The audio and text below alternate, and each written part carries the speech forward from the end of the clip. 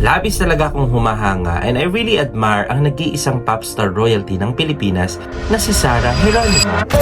Wala na kayong ibang nakikita, kundi yung pagkakamali ko noon. Kamakailan nga ay nag-viral sa social media na malungkot daw si Sarah Geronimo dahil tinanggihan ni Mami Divine ang imbitasyon ni Matteo Guidicelli para sa birthday party ni Sarah Geronimo.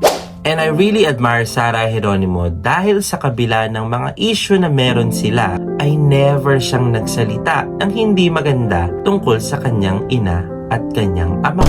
Kamakailan nga sa isang award ceremony sa ibang bansa ay talagang inialay pa ito ni Sarah Geronimo sa kanyang mami na si Mami Divine. Shout out to my mother, Mami Divine Geronimo.